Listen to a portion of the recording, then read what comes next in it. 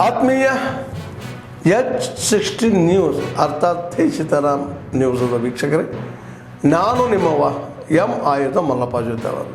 ತಾವು ಈಗ ಸುದ್ದಿಗಳ ಲೋಕಕ್ಕೆ ಎಂಟ್ರಿ ಹೊಡಿತಾ ಇದ್ದೀರಿ. ಈ ಸುದ್ದಿಗಳನ್ನು ಪ್ರತಿಯೊಂದು ನೋಡೋ ಜೊತೆಗೆ ನಿಮ್ಮ ಅಭಿಪ್ರಾಯಗಳನ್ನು ಹೊಸ್ತಾ ಇರಿ. ಯಾಕಂದರೆ ಈ ಸುದ್ದಿಗಳು ನಿಮಗಾಗಿ, ನಿಮ್ಮ ಬದುಕಿಗಾಗಿ, ನಿಮ್ಮ ವೈಚಾರಿಕೆಗಾಗಿ, ನಿಮ್ಮ ತಿಳುವಳಿಕೆಗಾಗಿಯೂ ನಿಮಗೂ ಗೊತ್ತು. ಜೊತೆಗೆ ನಮಗೂ ನಿಮ್ಮೊಂದಿಗೆ ಇದೊಂದು ಮಾತಾಡುವಂಥ ಜೊತೆಗೆ ಸುದ್ದಿಗಳನ್ನು ಬಿಡುವಂಥ ಕೆಲಸ. ಈ ಕೆಲಸದಲ್ಲಿ ನಾವು ನಿಮ್ಮೊಂದಿಗಿದ್ದೀವಿ ಅಂತ ಹೇಳ್ತಾ ನೋಡ್ತಾ ಇರಿ ಸುದ್ದಿಗಳನ್ನು. ಬರ್ತಾ ಇದೆ ಇವತ್ತಿಗೆ ನಾಳೆಗೆ ಅಥವಾ ಇವತ್ತು ಕೊಡ್ತಾರೆ. ನಮಗೂ ಸ್ಟಡಿ ಮಾಡ್ಕೊಂಡು ಬರ್ಲಿಕ್ಕೆ ಹೇಳಿದ್ದಾರೆ. 17 ತಾರೀಕು ಅದ್ರ ಬಗ್ಗೆ ಅಂತಿಮವಾಗಿ ತೀರ್ಮಾನ ಆಗಬೇಕು. 17ಕ್ಕೆ ಕ್ಯಾಬಿನೆಟ್ನಲ್ಲಿ. ಸೊ ನೋಡೋಣ ಏನಿದೆ, ನಮಗೂ ಗೊತ್ತಿಲ್ಲ. ಸ್ಟಡಿ ಮಾಡ್ತೀವಿ. ಸೊ ಇಂಟರ್ ಕ್ಯಾಬಿನೆಟ್ ಡಿಸಿಷನ್ ಆದಮೇಲೆ ಮುಂದೆ ಏನು ಮಾಡಬೇಕು ಅನ್ನೋ ಪ್ರಶ್ನೆ. ಸೊ ಅಲ್ಲಿವರೆಗೆ ಕಾಯಬೇಕಷ್ಟೇ.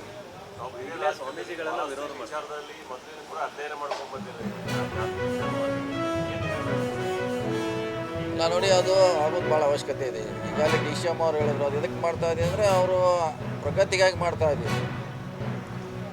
ಅವ್ರ ಬಗ್ಗೆ ಸ್ಕೀಮ್ ಮಾಡಲಿಕ್ಕೆ ಮಾಡ್ತಾ ಇದ್ದೀವಿ. ಸೊ ಅಷ್ಟಕ್ಕೆ ಸೀಮಿತವಾಗಿದೆ. ಅವ್ರು ಹೇಳಿದಂಗೆ ಜಾತಿ ಜನಗಣತಿ ಮಾಡೋದು ಈ ಸಾರಿ ಸೆಂಟ್ರಲ್ ಅವ್ರು ಸ್ಟಾರ್ಟ್ ಮಾಡ್ತಾ ಇದ್ದಾರೆ ಈ ವರ್ಷ ಬಹುಶಃ. ಸೊ ಹೀಗಾಗಿ ಅದನ್ನು ಮಾಡುವಂಥ ಅಧಿಕಾರ ನಮಗಿಲ್ಲ. ಸೊ ನಾವು ಮಾಡಿದ್ದು ಸ್ಥಿತಿಗತಿ ಮಾಡಿದ್ವಿ, ಜನರ ಸ್ಥಿತಿಗತಿ ಅಧ್ಯಯನ ಮಾಡಿದ್ವಿ. ಮನೆ ಹೆಂಗಿದೆ, ಯಾವ ರೀತಿ ಮನೆ ಕ್ಯಾಟಗರಿ ವೈಸು, ಅವರಲ್ಲಿ ಮನೆಯಲ್ಲಿ ಏನು ವ್ಯವಸ್ಥೆ ಇದೆ, ಸುವ್ಯವಸ್ಥೆಗಳಿದೆ ಅಂತ ಆ ಸ್ಟಡಿ ಮಾಡಿದ್ವಿ. ಅದರ ಮಟ್ಟನೆ ಮಾಡಿದ್ವಿ ಹೊರತಾಗಿ ಅದರಾಗಿ ಇರೋದು ಮಾಡೋದು ಅವಶ್ಯಕತೆ ಇಲ್ಲ. ಮತ್ತು ಈಗಾಗಲೇ ಅದೇನು ಸರ್ಕಾರ ಒಪ್ಕೊಂಡಿಲ್ಲ, ಈಗೇನು ಒಪ್ಕೊಂಡಿಲ್ಲ. ಮತ್ತು ಕ್ಯಾಬಿನೆಟ್ನಲ್ಲಿ ಎಲ್ಲ ಸಮುದಾಯದ ಸಚಿವರಿದ್ದಾರೆ, ಶಾಸಕರಿದ್ದಾರೆ. ಸಿ ಎಮ್ ಅವ್ರಿಗೂ ಇವತ್ತು ಕೂಡ ಮೊನ್ನೆ ಕೂಡ ಇರುತ್ತೆ ಬೆಂಗಳೂರಲ್ಲಿ. ಇವತ್ತು ವಿನಂತಿ ಮಾಡಿಕೊಳ್ತೀವಿ, ಒಂದು 3 ದಿವಸ ಸದನ ಕರಿಬೇಕು, ಸದನದಲ್ಲಿ ಚರ್ಚೆ ಆಗಬೇಕು. ನರೇಂದ್ರ ಮೋದಿಯವರು ಬಂದಾಗ ಎಷ್ಟು ಸಾಲ ಇತ್ತು ಅಂತ ದೇಶದ ಮೇಲೆ 53,11,000 ಕೋಟಿ. 10 ವರ್ಷದಲ್ಲಿ ಎಷ್ಟಾಯಿತು ಗೊತ್ತಾ? 200 ಲಕ್ಷ ಕೋಟಿ.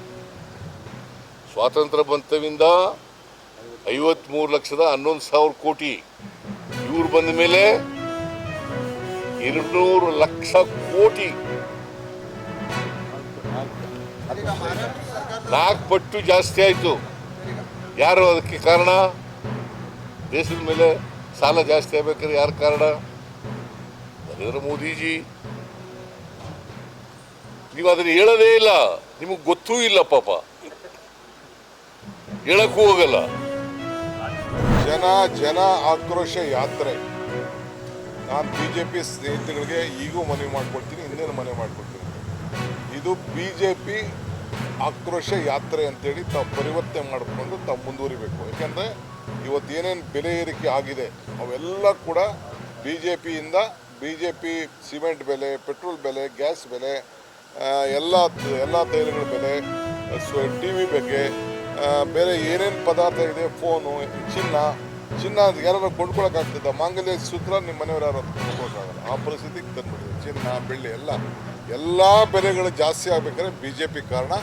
BJP ಮೇಲೆ ಆಕ್ರೋಶ ಯಾತ್ರೆಯನ್ನು ಮಾಡಬೇಕಾಗಿದೆ.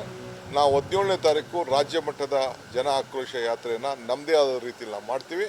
ಅದಾದ ಮೇಲೆ ಜಿಲ್ಲಾ ಮಟ್ಟದಲ್ಲೂ ಕೂಡ ನಾವು ಇದನ್ನು ಹಮ್ಮಿಕೊಳ್ತೇವೆ.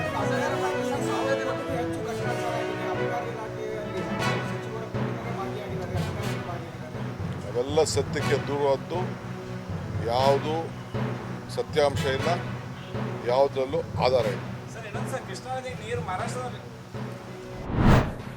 ಆತ್ಮೀಯರೇ, ಎಲ್ಲ ಸುದ್ದಿಗಳನ್ನು ನೋಡಿದ್ರಲ್ಲ, ಏನು ಅನಿಸ್ತು ನಿಮಗೆ?